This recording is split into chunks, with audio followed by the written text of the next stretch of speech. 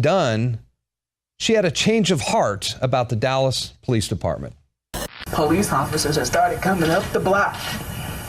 And one of them, I heard him when he said, "Is anybody hit?" I said, "Yes, sir, I'm hitting my leg." And that officer jumped on top of me and covered me and my son. I saw another officer. Saw another officer get shot right there in front of me. I'm so thankful for the Dallas Police Department. Now, before we go, I want to read a message from Officer Montrell Jackson, who posted this on Facebook just days before he was fatally shot and killed in Baton Rouge. "The city must and will get better. I'm working in these streets, so any protesters, officers, friends, family, or whoever, if you see me and need a hug or want to say a prayer, I got you. Finally, I personally want to send prayers out to everyone directly affected by this tragedy. These are trying times. Please don't let hate infect your heart." Montrell Jackson was 32 years old, a 10-year veteran of the Baton Rouge Police Department, and a proud father of a newborn son. In honor of Montrell Jackson, I want to end this report on a positive note, because regardless of what you see on TV, there is progress being made to unite the country, ladies and gentlemen. During a BLM protest in Dallas, a counter protest started across the street. And then a representative from each group, well, they met in the middle and they joined forces. And before going home, they actually got together and they prayed for the city of Dallas together. And I'd like to think Montrell watched that moment from above, and I hope it put a big smile on his face.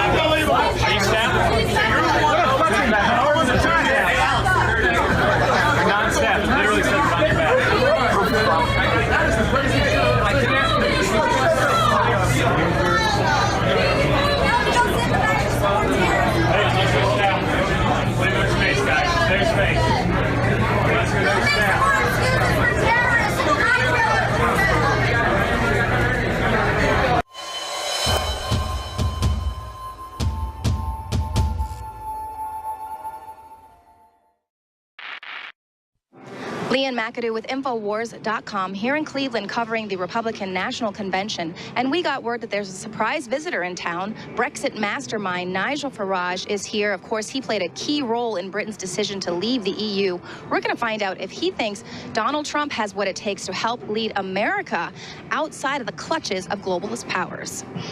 All right, so talk to me a little bit about the rise in nationalism that we're seeing globally.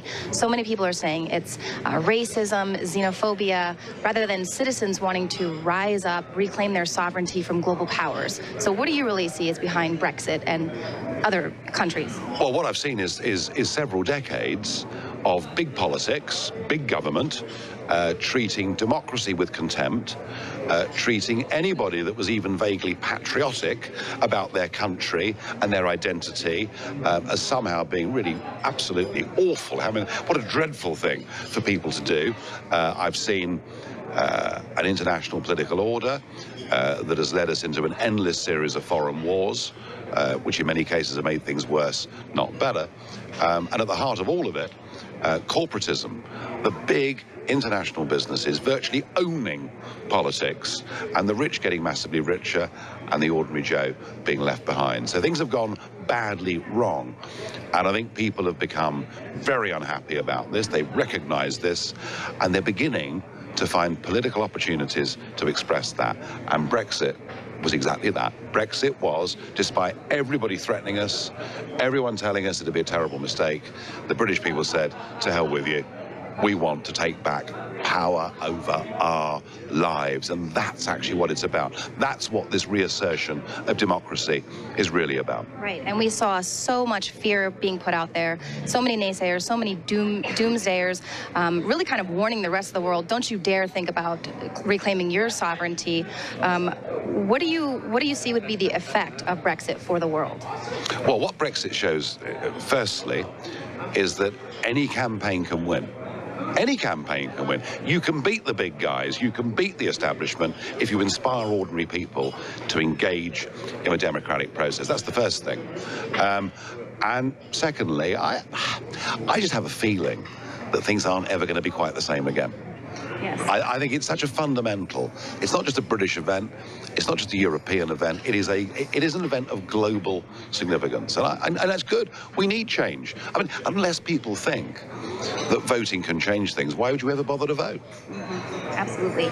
And so now you're here in Cleveland at the Republican National Convention. Donald Trump was just named as the Republican nominee. Are you here to endorse Donald Trump? No, I'm not. And that would be a terrible mistake. You know, after all, President Obama engaged himself in British politics and had the counter effect. I'm not an American. I'm not an American voter. I'm here watching, a part of your democratic process with great interest. But I'm also here bringing a message from the Brexit campaign that if you can reach the hearts and minds of ordinary people, you can change anything. And what do you think a Donald Trump administration would bring not only to our relationships with our oldest ally, but to the rest of the world? Well, I think that remains to be seen. I mean, clearly Trump is fighting on an America First ticket. And there's a feeling that maybe the interests of ordinary Americans need putting higher up the food chain than perhaps they've been under the last couple of administrations. So we'll have to see. As far as we're concerned, I mean, look, let's be honest about it.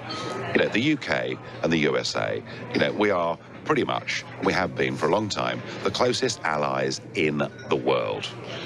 We've stood together through some pretty heavy stuff. And frankly, if we hadn't done that in the 20th century, the world would be a much darker place than it is today.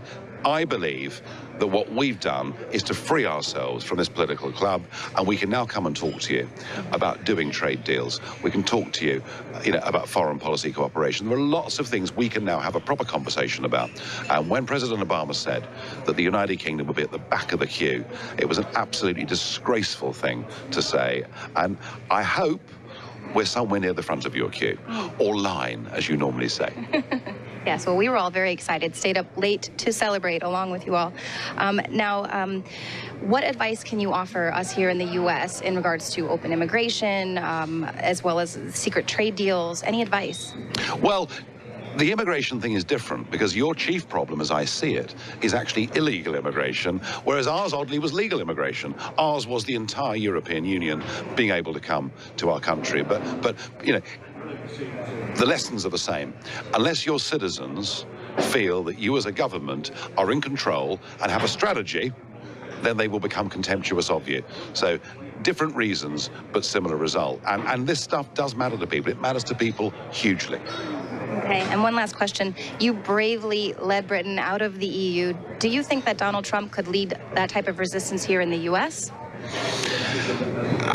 That's for you to judge. I don't know the answer to that. I mean, clearly, you know, he has taken on the establishment in Washington and inside his own party, and I'm going to be fascinated to see tomorrow what he's got to say, and kind of how he says it too.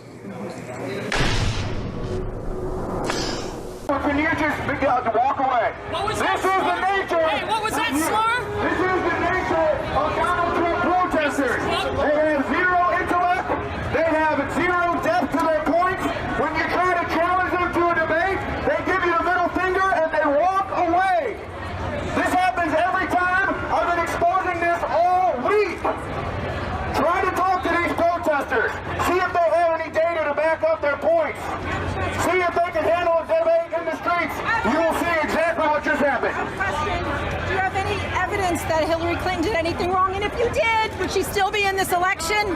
James Comey publicly indicted Hillary Clinton with his rhetoric, saying she was extremely careless and that she lied about her emails. Empirical data. You have no empirical data against Hillary Clinton. Even though she admitted she deleted the emails. So you're saying Hillary Clinton lied about herself deleting emails? Okay, all right. Colin Powell had his own emails. Condoleezza Rice had her own emails. So she broke the law too? Okay, wait. Let me finish. She was cleared of that, and because you have no data on Benghazi or the emails. I have no data on Benghazi except 4 dead Americans. No data on Benghazi except 4 dead Americans. John McCain is the war hero, isn't he? Yes. McCain the insane. War hero. John McCain the insane. Debate that. John McCain is the war hero. What idiot said that? What idiot said that? What idiot said that? John McCain is the war hero. Who said that? Debate. He's not a war hero. I just did, sir. He's not. He spent the time in the Hamlet. Get out of here. And he was Get out of here. Get out of here. He was a legacy. His father was an admiral. God bless each and every one of you, and God bless the United States of America. And that was a video of Ted Cruz as he was booed off the stage at the RNC convention, and this is when he refused to endorse Donald Trump. Now, Cruz said one of the reasons he doesn't support Trump is because Trump, I guess, insulted his family, talked about his wife or about his father. And while I do not encourage those things, I know that those things are rather common when you get into the election cycle. He says, go with your conscience. And when you think about it, many people are in the left-right paradigm, which would say go with your conscience, go with Hillary Clinton, and why he would endorse her over Trump is a far mystery to me. I guess you could also talk about other guys like Gary Johnson, the Libertarian Party, but I think he was referring to Mrs. Clinton when he made that statement, and he's saying she's going to be better for the country. And as a Republican, him being a Republican, not myself, I was very surprised and shocked to hear him say that. But I really think we've learned a lot about Ted Cruz here in the past year. Previously, he had done a lot of good stuff. He talked about the Federal Reserve and other things I liked about the guy. But when it came down to the brass tacks, you know, he couldn't be bothered to show up for a vote for the Federal Reserve, many other things as well. And that's just who Ted Cruz is.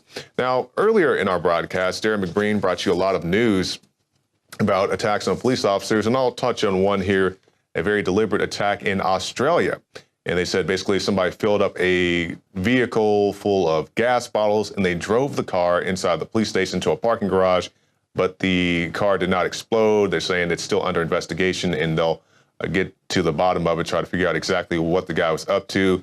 It was put out there that it may have been a terror attack, you know, in the conventional thought of a terror attack, but BBC pointed out there's no official confirmation. So we'll keep an eye on that as things develop. Now, with that in mind, we definitely know that police have a very dangerous job, a very thankless job.